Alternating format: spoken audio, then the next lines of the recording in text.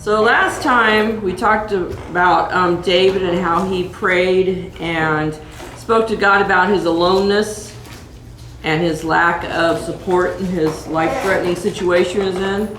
You know, hit alone in the cave and no one there to support him. But how did God respond? He sent him his family, and he sent him a small army with weapons, which is handy. And he sent him a spiritual advisor, which is probably the most important of all, right? And then we also touched on that after that about how important family and friends are to us when dealing with our mental and emotional issues. It's good to have friends and family around to help us, to support us, which is what David was lacking at that time. So we started talking about that a little bit. You know, God designed us to have fellowship and have relationships with other people. We're not meant to be alone. And that's why he created Eve to go with Adam. He was alone. That's important. Aloneness and self-isolation for too long is not a good thing. You know, it's one thing to have some self-reflection time, to have a little alone time, but it's not good to self-isolate because of your emotions, you know, and it's not good not to have friends. So that's something we all need to correct in our life if we're having those issues, right? So I want us to talk a little bit more about friendship and how they can help us when we're in a cave, or maybe when we're not in a cave. Maybe they just take us to Tennessee. I don't know. That's what, right, yeah. You know, maybe they're just there for fun. It's not because you're having any problems, but friends are good for everything, right? Right. That's That's true. true. I did the other morning was perfect. My Oh, yeah? Yeah. Put it on the Yeah. feed, friends feed, so forth. Right, oh, definitely. And some of the devotions I had too, and it's like, wow, this is just so weird. That's just God working things out. He's always reconfirming, right? So, God created us with friendship in mind on a couple of different levels. I see a couple of people are online. I can't see too well. I think Linda's online. No, not on my hair. Oh yeah, different Linda. I think someone else is, but I can't read that far. I put the camera in a different spot because the Facebook people are having to stare at me close up. I felt sorry for them, so I thought that is just too close. Because the new TV made the camera have to be angled different. And I'm like, oh, these poor people. So I decided to push you back. We'll see how it goes. I'll look at it later to see if I'm less scary. Anyway. So let's look at the first verse about God creating us. Number 1, Revelation 4:11. You are worthy, O Lord, to receive glory and honor and power, for you created all things, and by your will they exist and were created. So God created us, right? Basic information. Genesis 3:8. And they heard the sound of the Lord God walking in the garden in the cool of the day, and Adam and his wife hid themselves from the presence of the Lord God among the trees of the garden. The point about this verse is God went and visited with them probably every day, who knows, maybe even multiple times during the day. He created them to fellowship with them, right? For them to fellowship with him. It was a relationship. That's why we were put here on earth, right? So that's our design. John 15:15, no longer do I call you servants, for a servant does not know what his master is doing, but I have called you friends. For all things that I have heard from my Father I have made known to you. So he's talking about us. He's our friend. He's still our God. We need to respect him, but he is our friend. He wants that relationship with us. That's what he designed us for. So he's just kind of reiterating what God went to the garden to do. He went to the garden to be friends with Adam and Eve, and Jesus is our friend, right? So, friends can encourage and help us when we are down or we fall, right? It's one of the best things about friends, to help pick you up, right?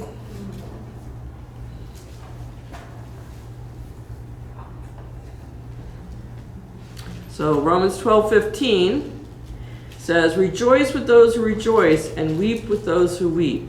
And that's important in a relationship. You should be able to not just be friends for the good times. You should be there when they're sad or depressed or need help. Let them have a shoulder to cry on, Even if you're just sitting there silent and don't tell them anything, you're just there listening, you're being a listening ear. That's what friends are for. And sometimes we need to just weep with our friends. But hey, party time is good too. We need to rejoice. We need to rejoice. You know, you need to celebrate with your friends. Sometimes, you know, you're the only person that person has to share their good news with, right? And it's important to share that good news. Galatians 6:2, bear one another's burdens and so fulfill the law of Christ. So this is something God expects. This is what Jesus would expect us. We help carry one another's burdens, right? If you're not going to help, who's going to help them? You're supposed to be their friend. So 1 Thessalonians 5:11, therefore comfort each other and edify one another just as you also are doing. So we're there to comfort each other and build each other up. You need to say encouraging words to one another. Give compliments. Honest compliments. Don't lie to people, like you look good in that dress. Well, maybe it's no. A good friend might tell them their dress is unzipped or something. Anyway, gotta, you know, but you need to. Your pajamas were so cute yesterday. The what? Your pajamas were so Oh. cute. I was praising the Lord that I didn't know shorts you under saw. that night. Me too. I seen those white laces. He lifted his hands up and I said, whoa. See, that's why I wanted the longer night shirt for him, but I was having trouble accomplishing that, especially since he's taller. We went through drive-through like that. And a few other places. I'm sure they're wondering why that guy was driving around that old lady. But anyway. With his pajamas on. Yeah, I'm just so lazy I don't even put on my clothes to go out. So, our example, Jesus had friends and fellowship with others. So he's the one we should follow, right? If he did it, we should do it. So John 11:11 says, these things he said, and after that he said to them, our friend Lazarus sleeps, but I go to that I may wake him up. So Lazarus was a friend. Mary and Martha were his friends. His disciples were his friends. He had friends, just like we should. John 13:23, now there was leaning on Jesus' bosom one of his disciples whom Jesus loved. Such a close friendship, you know, that they could relax together like that and be good friends. Fellowship with one another. John 19:26, when Jesus therefore saw his mother and the disciple whom he loved standing by, he said to his mother, woman, behold your son. Now this is why you need friends, so they can take care of your parents for you.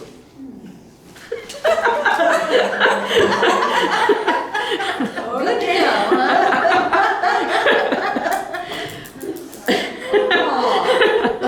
Just, I'm sorry, just my odd take on that, but no, truly, he had a good friend that he could trust and rely on to take care of his mom, right?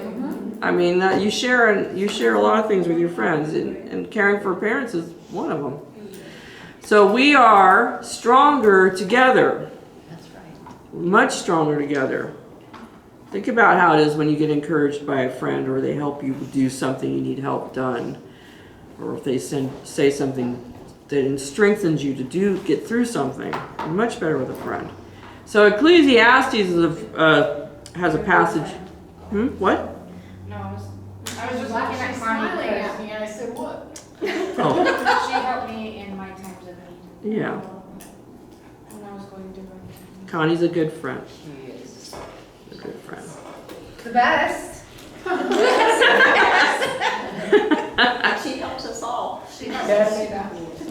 She did say it. I don't know if she meant it, but she said it. Next time, change your own car batteries. So Ecclesiastes has one of those good passages about relationships, friends. Two are better than one because they have a good reward for their labor. For if they fall, one will lift up his companion. But woe to him who is alone when he falls, for he has no one to help him up. Again, if two lie down together, they will keep warm. But how can one be warm alone? Though one may be overpowered by another, two can withstand him, and a threefold cord is not quickly broken. So now these verses, they give examples of two people together are better than one alone, right?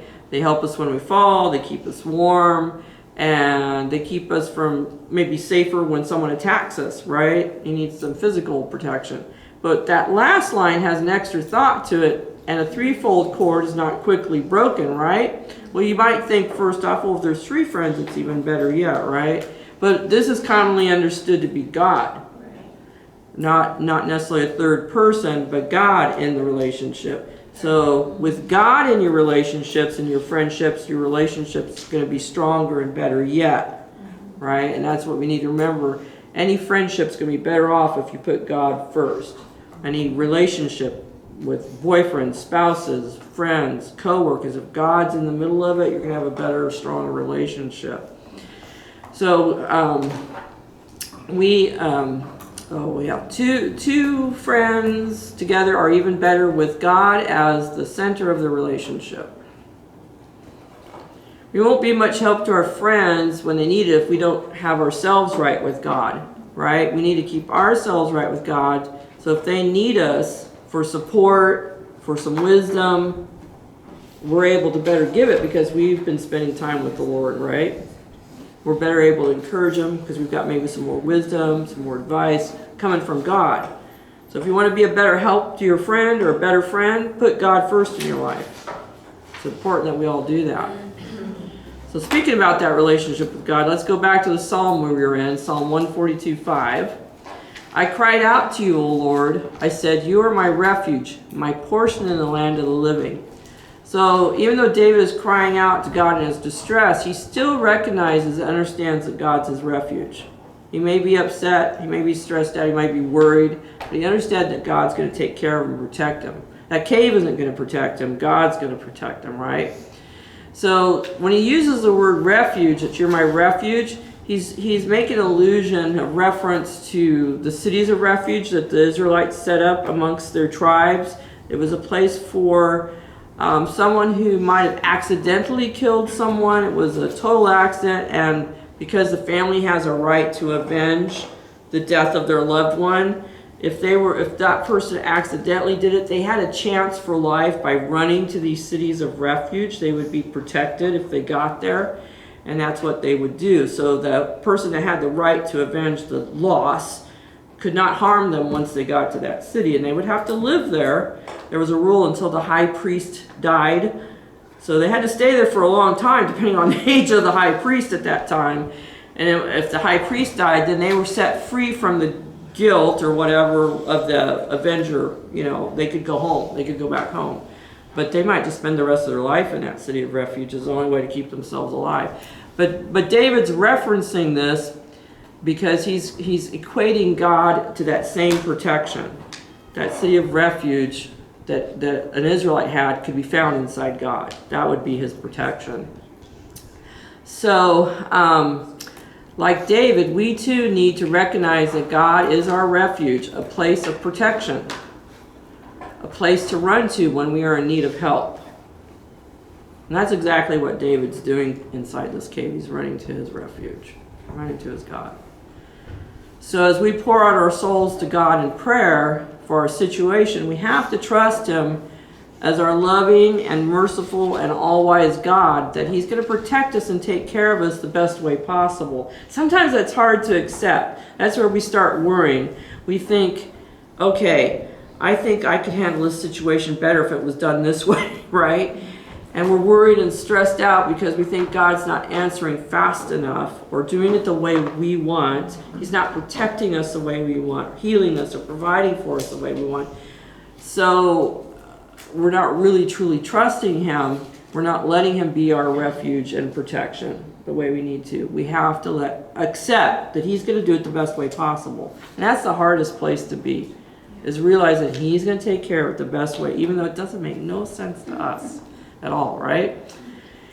So we have to accept and trust that God, is there a typo? That if God doesn't completely take away the problem or provide for the need, that he is working things out the best way.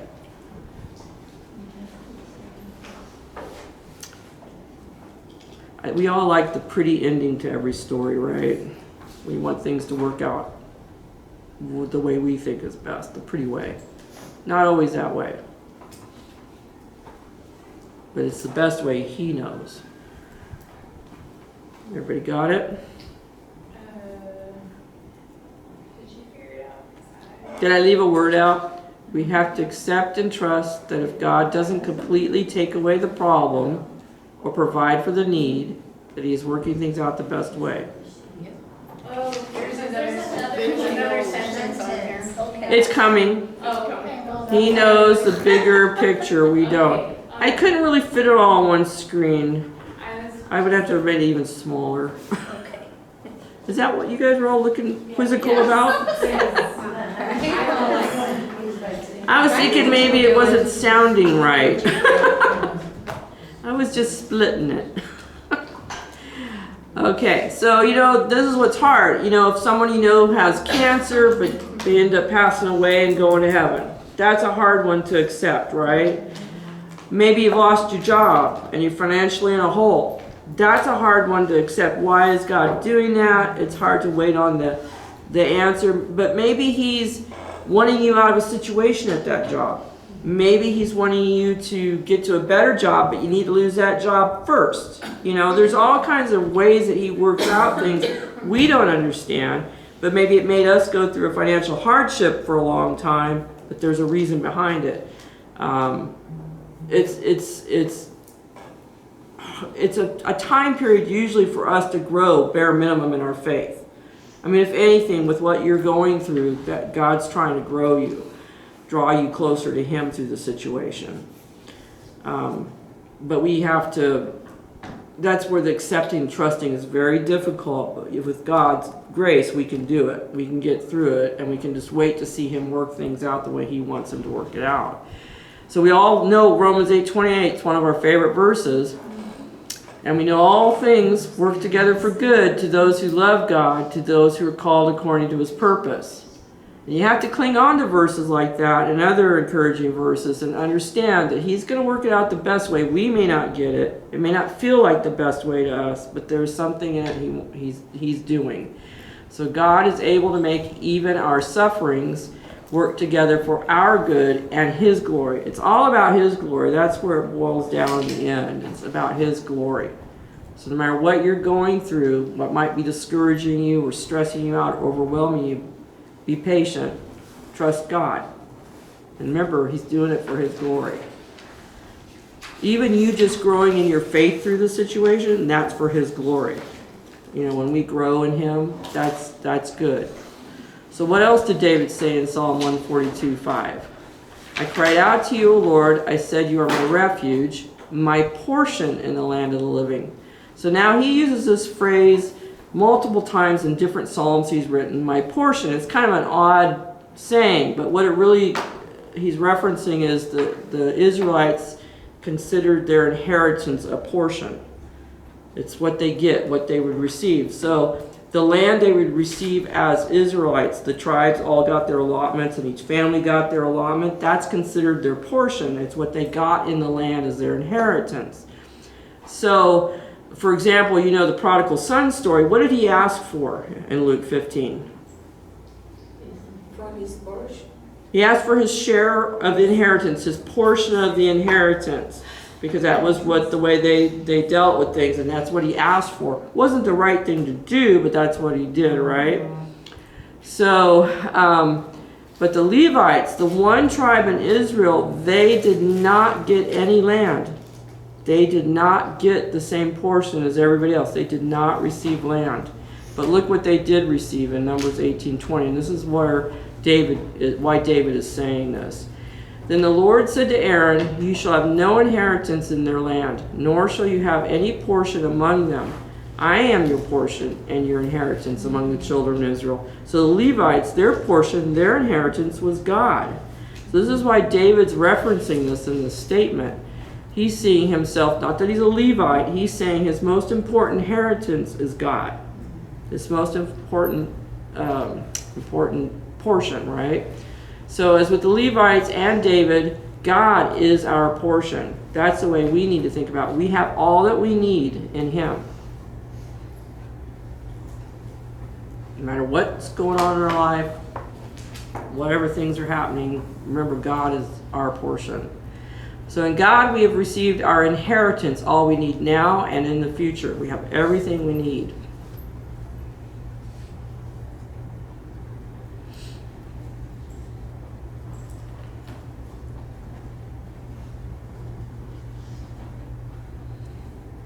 So let's read the rest of Psalm 142:5. I cried out to you, O Lord. I said, you are my refuge, my portion in the land of the living. So in effect, David is saying, you are my life and my reason for living.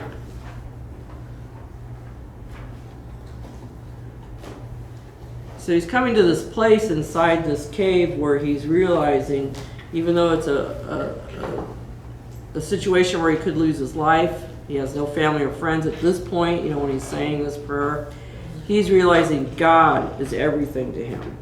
That's who is the most important to him. Doesn't matter what happens to him, doesn't matter if he dies, doesn't matter if he ever doesn't get the kingship, because he's been promised the kingship, years before this.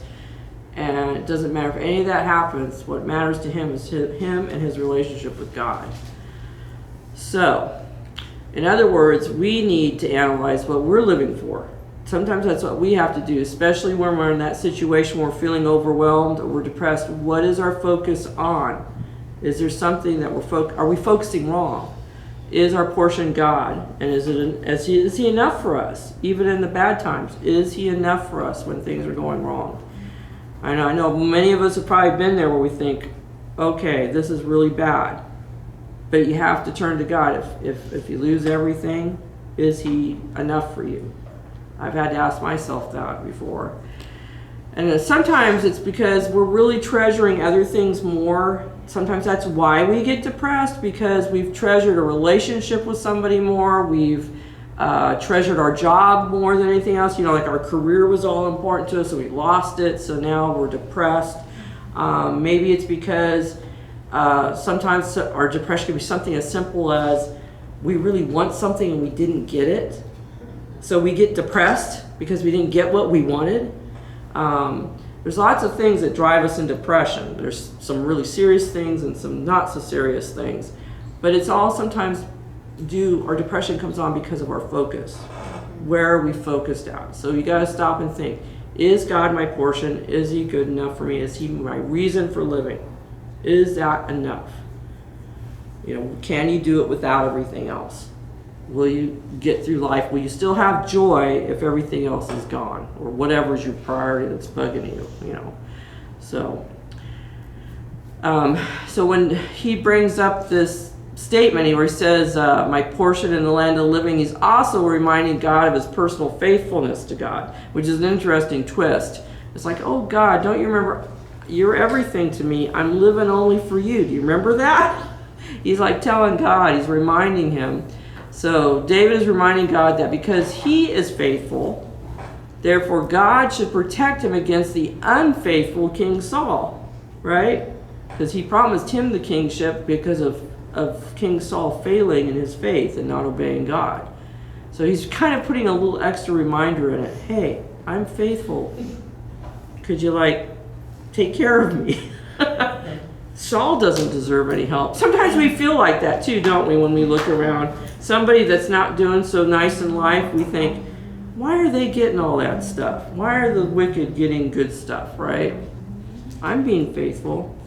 It's not bad to, remind God, I don't think, but we need to be careful because, it's up to him. He makes the decisions what goes on.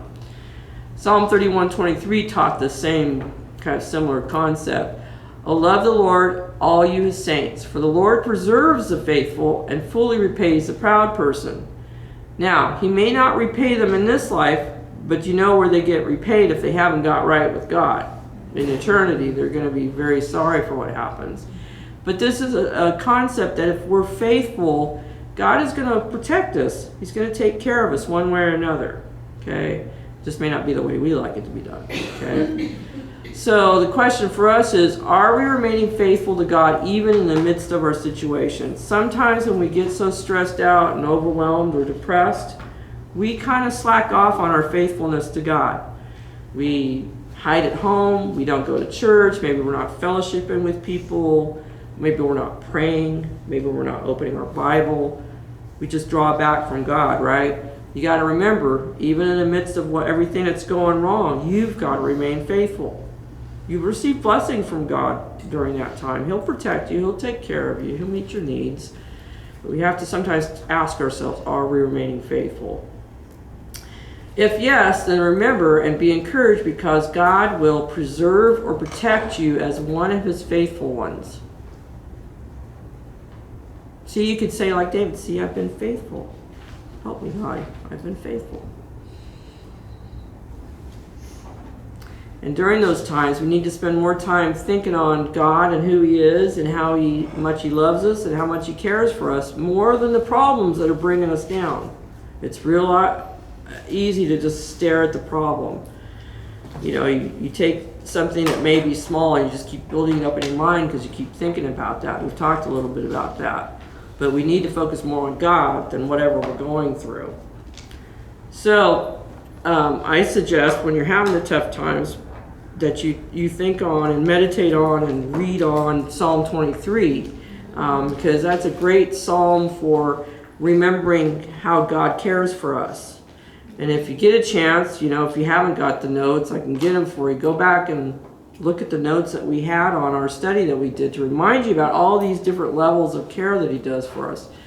But I just wanted us to read through the psalm just as a reminder. The Lord is my shepherd, I shall not want. He makes me to lie down in green pastures. He leads me beside the still waters. He restores my soul. He leads me in the paths of righteousness for his name's sake. Yea, though I walk through the valley of the shadow of death, I will fear no evil, for you are with me. Your rod and your staff, they comfort me.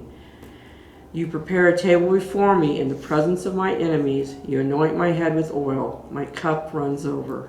Surely goodness and mercy shall follow me all the days of my life, and I will dwell in the house of the Lord forever. And I just remember so many things from that study that I appreciate and think about so much more, about how much God cares for us as that good shepherd. There's just such an in-depth in that study if you haven't done it.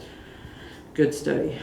So in this time of being overwhelmed, depressed, or stressed, let the good shepherd lead you to the still waters and the green pastures and be refreshed and restored. But we have to let him lead us there.